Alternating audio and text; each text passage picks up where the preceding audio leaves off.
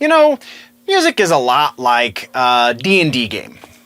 You've got your high-powered fantasy power metal, your totally grim dark black metal, and your incoherent chaotic evil mathcore that one friend swears is absolutely a valid character choice. Let's get into some music news, shall we?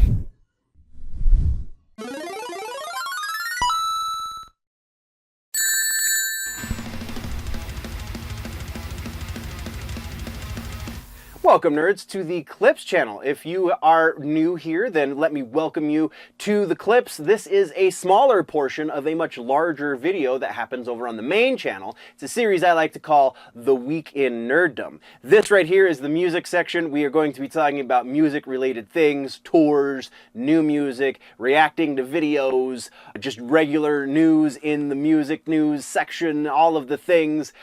Super excited to have you here. Let's get into the news. Follow-ups and corrections this week. We have nothing to follow up on and nothing to correct because we got everything right the first time. We are professionals here, after all. Hey nerds, so you like this little nugget of news? Well, good. So while you're here, don't forget to like this channel for all of the quick, nerd clips. But don't get it twisted, this is just the appetizer. The full course of nerd rage and industry takedowns is over on the main channel, Generally Nerdy. If you want the whole story, you want to be in the know properly, then you know where to go, and it's over there. New music and or videos this week. Oh, thank God.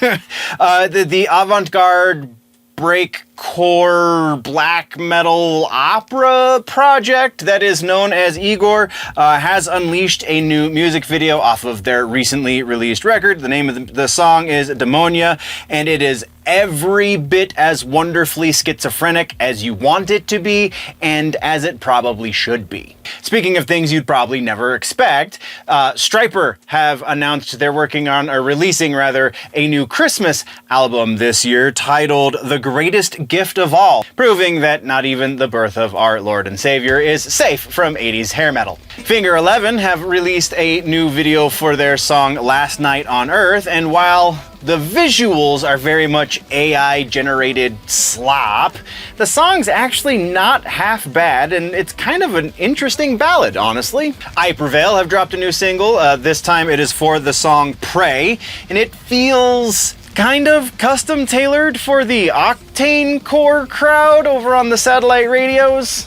It's not bad necessarily, it just lacks the bite and punch of their last single, so maybe just not my tempo. Kitty is slowly re-releasing some of the songs that made them famous, actually re-releasing their very first album now that they've signed to Sumerian, and they just released the Brackish mix, the re-recorded version of Brackish, I should say, and it is legitimately skull-crushing. This is probably the best song they've ever written, and this new recording is the best it has ever sounded. Honestly, this is how you update a classic. And it looks like Atreyu might be remembering that they were once a metalcore band. Oh, gasp! Because their new single, titled Dead, kind of has a lot more bite than all three of their last releases combined. And then that puts us into tours and festivals for this week. For all of you 30 and 40 somethings who never stopped wearing your eyeliner, My Chemical Romance have announced they're going on a world tour for the Black Parade. It is entitled the Black Parade 2026 Tour, so prepare your wallets. These young boys will be taking the show into the city, in a city near you actually. The Black Parade will be starting January of 2026. They will be going all over the world. The last leg of the tour is what's bringing them to North America, and that ends in October of 2026. They are going to have a busy year next year. Swedish sad boy prog legends, that's a lot of words, Opeth are going out on tour with Catatonia. They are hitting mostly just North America in February of 2026, so bring your tissues and also possibly some corpse paint. As I am recording this episode on the 23rd of September, then tonight is the night that Foo Fighters are playing a surprise pop-up show at Toad's Place in New Haven, Connecticut. Again, that was tonight, but this is the second in what seems to be a series of surprise pop-up shows for those of you who want to see them in a room that doesn't have some sort of corporate sponsor in its name. Next on tours, the very synth-heavy duo Health, who we've talked about previously on the show, are taking Carpenter Brute out on the road for a North American tour starting in early 2026. It's going to span a few months, and your ears will definitely bleed, but you will absolutely be grateful for it. And then to round things out here in tours and festivals, for all of you cultists out there, black metal outfit Holder has announced that they're going to be setting out on the road from October through November in the US specifically next year. Let's be honest here real quick. Explaining your taste in music is quite exhausting, isn't it? You've got music scores, you've got video game soundtracks, black metal, classic rock. It's a mess. So to kind of shorten that process a little bit, I kind of made the perfect shirt for you. It is the Phantom Nerd shirt. It is our music nerd, my preferred music nerd design at the moment because I freaking love this design. It is the Phantom of the Opera, the original basement-dwelling music obsessive, with a font across the shirt that says Music Nerd in a font that's honestly just there to frighten the non-believers. It is the perfect shirt to capture the feeling of what it's like to be both sophisticated but also kind of a degenerate. So, wear your nerddom on your sleeve. Quite literally. Well, I don't know, the design's on the front, but it's not on the sleeve. Either way, you know what I'm saying. So you can support the channel and confuse the uninitiated by going to the link down in the description or generally-nerdy.creator-spring.com. Still haven't paid for a proper URL for it, I apologize, but it will happen eventually. Either way, go check it out, go get your shirt. There's a couple other shirts there that you might want to check out as well. Not gonna stop you from getting those too, but either way, go to the store, pick up some merch, support the channel. Let's get back to the thing. That brings us into regular ass news for the music section in some genuinely tragic news. It's been a couple weeks since we've done an episode. This happened a little bit longer ago than we normally cover, but it is significant. Tragic news, the metal world has lost a titan. Thomas Lindberg, the vocalist from At the Gates, has passed away at the age of 52. And this hurts the community, folks, in a very big way.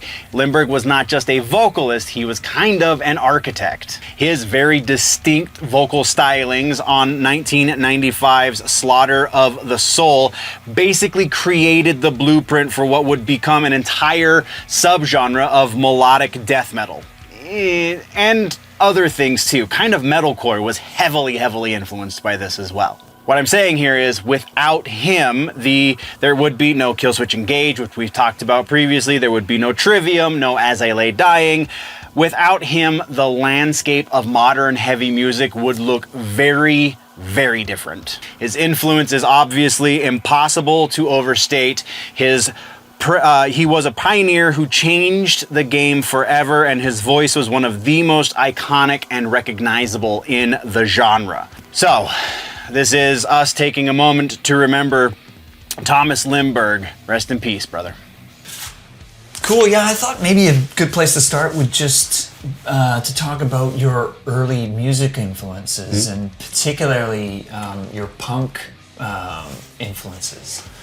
Yeah, I mean, I guess everybody starts with, their sisters or brothers' record collection. That was the same with me. I was digging through my sister's boyfriend's collection, actually, and, finding all these obscure records, for me, being obscure at the age of 10, the Ramones, Misfits, MC5, Stooges, all that. It was a combination between that and the early metal bands like Blue Oyster Cult, Wishbone Ash, and that kind of weird combination, but it kind of like everything that had an edge to it was really interesting. The record covers really, everything was appealing, one way or another. That's where it all started, trying to figure out something for myself.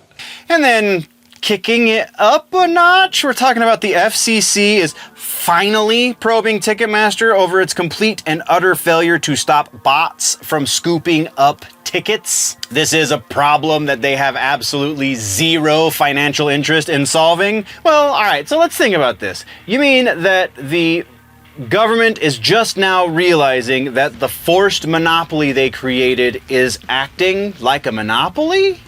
Weird how that works. In what is going to be labeled as the biggest political move in music, I guess this week, because Lord knows what next week is going to bring us, we have Gavin Newsom saying that Kid Rock is no longer allowed to play concerts in the state of California because of his, quote, horrific music. Which is kind of funny because I don't remember him banning Greta Van Fleet for doing their Led Zeppelin cover band act or Ghost for their weird Scooby-Doo villain music. It's almost like it's not even about the music at all. And then rounding out regular ass news for music, we have Eminence, a band whom we've been talking a fair bit about recently because they've been doing amazing things. They have announced that they're going to be departing ways. They're going to be splitting from their drummer, what's his name? Peter Hamstrom. The official statement is that it is an amicable split and they're both just kind of going their separate ways. But this guy is the original drummer for the band. So my guess is we'll actually find out exactly what happened 2 years from now when the tell-all book is published. And then that puts us into suggestions for music this week. If you want to hear the genesis of an entire subgenre of indie rock, then your suggestion this week is to go listen to the Yeah Yeah Yeahs 2003 debut album, Fever to Tell. It's raw, it is absolutely chaotic, and it has this weird like early 2000s New York grime just kind of caked all over it. Karen O is definitely a lightning bolt in human form with smudged makeup, and it still holds up today. Honestly, both of their first two records are worth a listen. But your specific suggestion this week is Fever to Tell. So go check it out. Thank you very much, nerds, for tuning in. If you want to level up your nerdy, geeky, pop culture knowledge, then don't forget to subscribe and do all of the things. Go check out the main channel, Generally Nerdy, for the larger portion. Again, you get all of the sections into one convenient video over on Generally Nerdy. The name of the show is The Week in Nerddom. Thank you for checking out this clip. We will see you next time. Before we go, though, always remember that if it's generally nerdy, it's probably here.